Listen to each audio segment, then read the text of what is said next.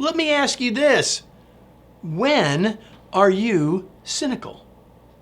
Hi, I'm Kevin Eikenberry, and I'm here to help you reach your potential as a leader and a human being. Welcome to Remarkable TV and the Remarkable Leadership Podcast. Make sure you hit the subscribe button. You're going to love this. Make sure you hit the subscribe button so you don't miss any future episodes like this one.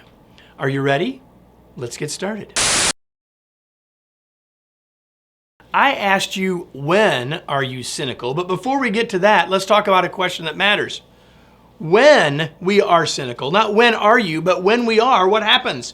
When we are cynical, we don't see possibilities, right? The cynicism blocks us from seeing anything other than what we've concluded, which is cynical and negative.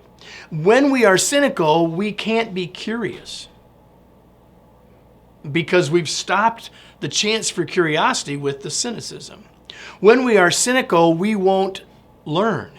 It's the natural progression of the other two. If we aren't curious, what are we going to learn from if we're not curious about what's going on around us? And then lastly, and maybe most obviously, when we are cynical, our attitude will sour.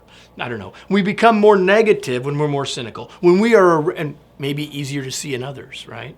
When you're around someone who's always or often cynical, what happens to your attitude? It goes down. Now, so any of those things, not seeing possibilities, not learning, not being curious, having a poorer or more negative attitude, any one of those would be reason enough to stop being cynical. But let me go back to my original question now. When are you cynical? Because if you don't want to have those other outcomes, then you need to think about when is it that I am so you can make an adjustment. And that starts with this point, that cynicism is a mental choice and a habit. And some of us have this habit pretty significantly, right? And there's a payoff for you in that habit. I'm encouraging you to think about it differently, because if you want to reduce those other challenges, you need to find the times that you are most likely to be cynical. So because it's a mental choice, we want to think about the times we make that choice, and then we want to reconsider the choice. Now, for some of us, we even will say, I'm a cynic. And if I've identified myself as such, this is going to be harder to do. But ultimately, it's a choice. And if we've made one choice, we can learn to make a different choice.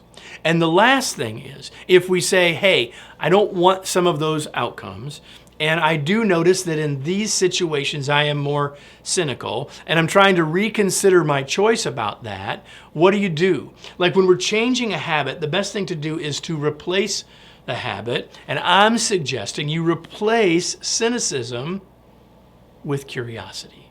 So replace it with curiosity. When you feel the urge to be cynical, or when you have a cynical thought, reframe it and say, okay, and how can I be more curious? What can I learn in the situation? How can I explore more about it, rather than closing off other options because we've decided my cynical response is the answer.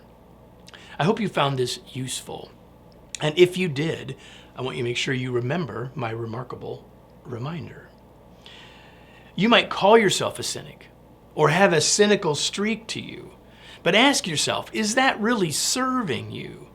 I bet your answer will start changing your thinking. If this was thought-provoking for you, if this was challenging for you even, I hope that you will continue to join us, whether that's on our podcast, if you're listening to this, or whether it's on Remarkable TV, if you're watching this. But if you're watching, you might not know that I do have a podcast. It's the Remarkable Leadership Podcast. And each week there's an episode like this. There's also an episode with a thought leader in leadership that will help you grow in our conversation with them. So join us and subscribe to our Remarkable Leadership Podcast if you don't already. Hope you'll do that. And then you'll be back next week, wherever you're watching or listening, for another episode of Remarkable TV or the Remarkable Leadership Podcast.